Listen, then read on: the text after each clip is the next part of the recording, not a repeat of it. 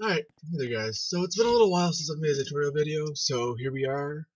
And what we're going to be doing today is just making a simple brick that when you touch it, it damages you. So what we're going to be doing is we're going to be going over the .touched function, which can be used within blocks. This is one of the more basic things you can do when you're learning the script, and it has some pretty good uses here and there. So we're going to go ahead and get started on that. Now, first things first, I'm going to go ahead and have my object browser open, because I'm going to be showing you guys how to use the object browser to find stuff you're looking for. In this case, we're looking for a part. So when you're navigating through the object browser, you have these different things. Anything which is like this with the purple box, with the dash lines, is a built-in function. The blue blocks are properties, and the lightning bolts are built-in events. Not built-in, they're just the events. So we're going to be using the event called touched. So first things first, we're just going to set it up pretty simply. Keep the script up here. Alright, and we have our function here. Now if you were to look here in the browser, you have events, touched, other part, instance, other part in here. So what this is this is our parameter. I'm going to be going over what parameters and arguments are in a later video, but for now I'm just going to keep it simple. So here is our parameter. So we're going to call it, let's say, body part. Alright, so what's going to happen is we're going to want to run this every time it touches something. So we have blah. This is the part we're trying to run, which we've set to the parent, which is our set script's parent, in this case our part. So if you look at it like this, so we have all of our objects we can use, we have part. Now all these things are members / properties / events of part.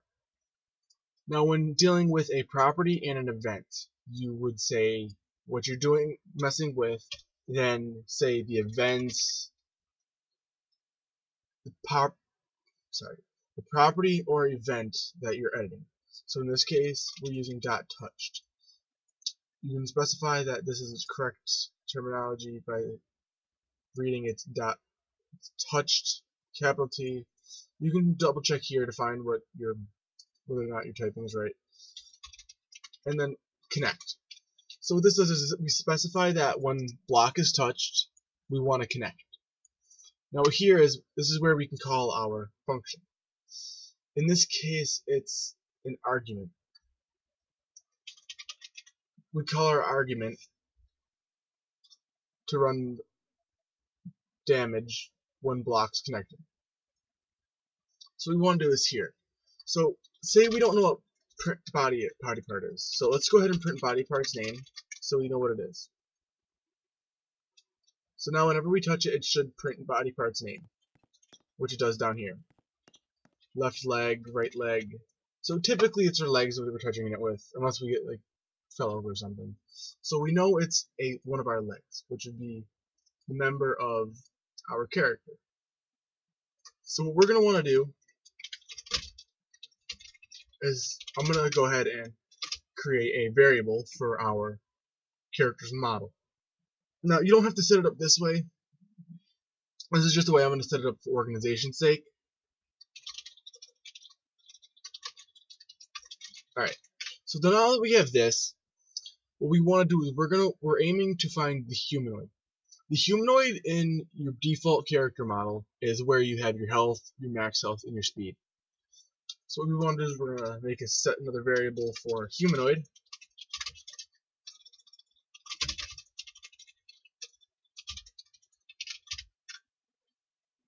Now, the plan for this is to make a damaging script. So we have our humanoid, and we know that health is a property of humanoid. So we would do humanoid.health. Now, we have a number value here. If you don't know anything about manipulating values, you know you can't just do humanoid.health +1 or humanoid.health -1. It doesn't work like that. What you want to do is you want to set up an equation. An equation is anything that deals with equals, like an equal sign, equation equals, that kind of concept. So the way you set this up is humanoid.health equals humanoid.health -1. So basically, we want to take this and set it to this. So we want our humanoid's health to be that health -1. In retrospect, we take 1 damage. We lose 1 HP whenever we touch the block. So as you guys can see here, as I touch it, my HP goes down. The more I touch it, the more damage I take. So it's pretty straightforward, it's pretty simplistic. But again, there's different ways to set this up. Obviously, you could go ahead and add health. Instead of saying subtract, you can go to add, and then whenever you touch it, you'll gain health. That's something you can do with it. Now, you wouldn't need this print here. It's just a little thing to add. Right, I'm gonna make a damage. Now, another thing, you can add a delay to it as well. It doesn't have to run instantly. Say I were to add a weight 1. I'll make it 2 so you can see it more pronouncedly. So touch it a bunch of times, and now we wait, and all of our health is going down. So it's pretty cool if you want to do a delayed effect or something. Now, say you want to make a part that touches you on death, like say a lava block.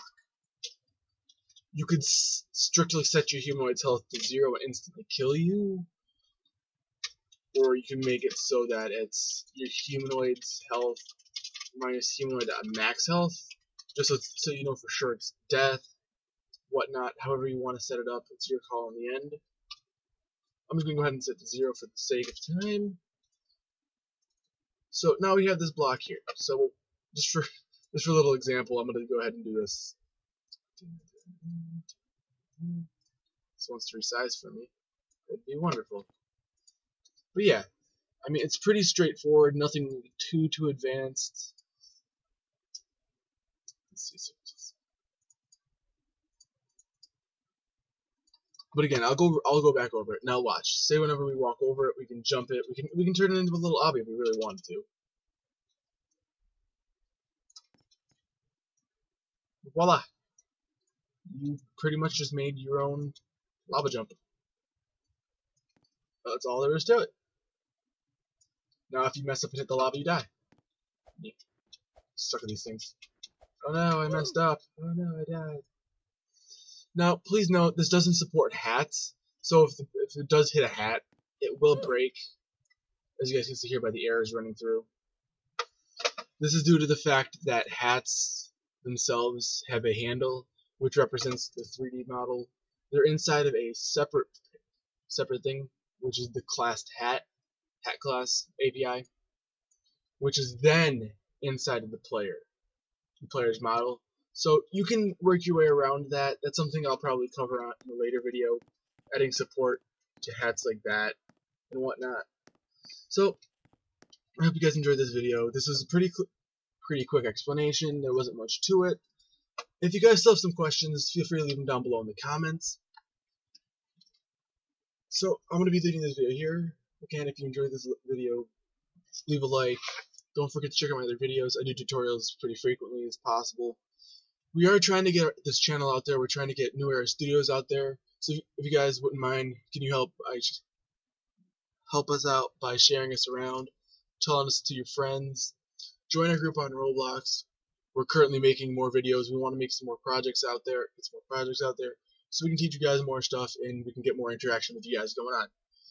So again, I hope to see you guys in my other videos, and peace out.